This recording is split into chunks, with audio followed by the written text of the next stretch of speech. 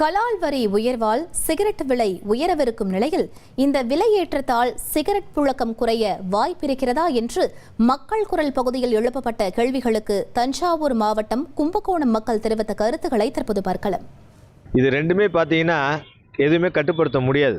அது விலை ஏற்றினாலும் அதை குடிக்கிறது இன்னும் அதிகமாக இருக்காங்க. ஏன்னா இளைஞர்கள்லாம் இப்போ சீரழிஞ்சு போகிறாங்க.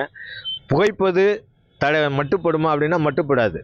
என்னதான் விலையேற்றம் செஞ்சாலும் அதை இன்னும் கூடுதலாக கொடுத்து வாங்கி குடிக்கிறதுக்கு ஆட்கள் இருக்காங்க. அதனால இது புகைப்பதையும் தடை செய்ய முடியாது. இது விலை ஏற்றத்தையும் நம்ம தவிர்க்க முடியாது. இதுக்கு பார்த்தீங்கன்னா இப்போ பள்ளிகளுக்கு அருகில் இந்த மாதிரி போதைப் பொருட்கள்லாம் விற்கக்கூடாதுன்னு சொல்லியிருக்கு. ஆனால் இங்கே கும்பகோணத்தில் பார்த்தீங்கன்னா எம்ஜிஆர் படித்த பள்ளி இருக்கு, அங்கே பக்கத்தில் விற்கிறாங்க. இந்த மாதிரி பார்த்தீங்கன்னா பல்வேறு இடங்கள்ல இது நடக்குது. இப்போ இருக்கிற மக்கள்லாம் ரொம்ப கெட்டு போயிட்டு இருக்காங்க. அவங்க சிகரெட் குடிக்கிறாங்களோ இல்லையோ, அவங்க பக்கத்தில் நின்றுட்டு அவங்களுக்கும் புகையை ஏற்படுத்துறாங்க. மது குடிக்கிறவனை கூட ஒரு பக்கம் விட்டுறலாம் போல. சிகரெட் குடிக்கிறதுனால பொது வெளியில ரொம்ப பாதிக்கிறாங்க. அவங்க குடிக்கிறவங்க மட்டும் இல்லாமல் பக்கத்தில் உள்ளவங்கலேருந்து சிறுவர்லேருந்து பெரியவர் வரைக்கும் பாதிக்கிறாங்க. விலையேற்றம் ரொம்ப வரையறுக்கத்தக்கது.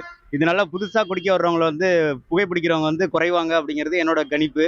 இன்னும் விலையேற்றணும் அப்படிங்கிறது என்னோட ஆழ்ந்த பெரிய ஒரு இதாக நான் தெரிவிக்கிறேன்.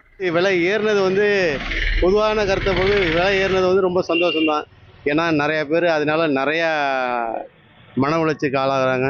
குடும்பத்துலேயும் இதனால் அந்த புகை இழுப்பதுனால நிறைய கேன்சர் சில பிரச்சனைகளும் வருது. நுரையீரல் பாதிப்பாக நிறைய பேர் ஹாஸ்பிட்டலுக்கு போய் பார்த்தா முக்கால்வாசி நுரையீரல் பாதிப்பாக நிறைய பேர் இருக்காங்க. அது இல்லாதப்பட்ட மக்கள் தான் அதிகமாக இந்த சிகரெட்டு போக்குவரத்து தான் அதிகமாக யூஸ் பண்ணுறாங்க. இருக்கிற மக்கள் நார்மலாக யூஸ் பண்ணிக்கிறாங்க. இதனால் விலை ஏறினதுனால ரொம்ப சந்தோஷம்தான்.